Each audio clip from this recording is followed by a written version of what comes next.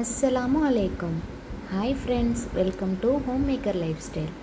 So இன்றைக்கி ஒரு ரேண்டமான evening vlog பார்க்கலாம். நான் இன்றைக்கி ஒரு ஸ்நாக்ஸும் டீயும் பண்ண போகிறேன். ஸ்நாக்ஸுக்காக கோதுமை மாவு காலையில் சப்பாத்தி போடுறதுக்காக பிசைஞ்சது இருந்துச்சு.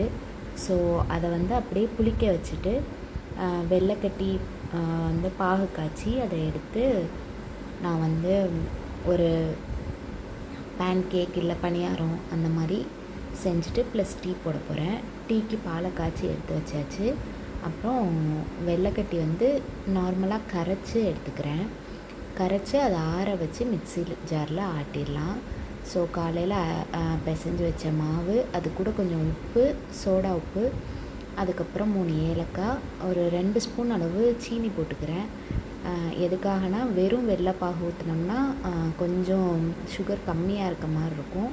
அதனால் ஒரு 2 ஸ்பூன் சுகர் ப்ளஸ் 2 வாழைப்பழம். ஃபஸ்ட்டு இது எல்லாத்தையும் அடிச்சுட்டு அதுக்கப்புறமா வாழைப்பழம் போட்டோம்னா நல்லா ஆடிரும். அதுக்கப்புறம் ஒரு பேன் வச்சுட்டு அடுப்பில் கொஞ்சமாக ஆயில் ஹீட் பண்ணிக்கிடலாம். ஆயில் ஹீட் ஆனதும் நம்ம மாவை அதில் ஊற்றிட்டு கொஞ்சம் பரப்பி விட்டுக்கலாம். ஏன்னா நடுவுக்கு கொஞ்சம் மாவு மாதிரி இருக்கும். அதனால் நல்லா வேகிறதுக்காக கொஞ்சம் பரப்பி விட்டுட்டு அடுப்பை மீடியம் ஃப்ளேமில் வச்சு மூடி போட்டுக்கலாம். அப்போ தான் நல்லா வேகும்.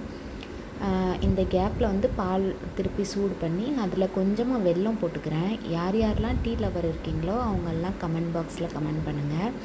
ஒரு சின்ன டிப்ஸ் என்னென்னா, இஞ்சியை சீஸ் கிரேட்டரில் துருவுனிங்கன்னா நல்லாயிருக்கும். கொஞ்சமாக போட்டால் கூட நிறைய ஃப்ளேவர் கொடுக்கும். அப்புறம் கொஞ்சம் ஏலக்காய் தூள், அப்புறம் சர்க்கரை.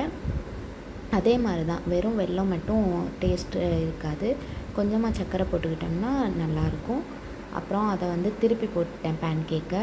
அப்புறம் பால் சாயா கொதிச்சிருச்சு. அதை நம்ம வடிகட்டி எடுத்து வச்சுக்கலாம். இப்போ நம்மளோட பேன் கேக்கும் ரெடி ஆயிடுச்சு. ஸோ அவ்வளோதான் ஃப்ரெண்ட்ஸ். லைக் பண்ணுங்கள், ஷேர் பண்ணுங்கள், கமெண்ட் பண்ணுங்கள்.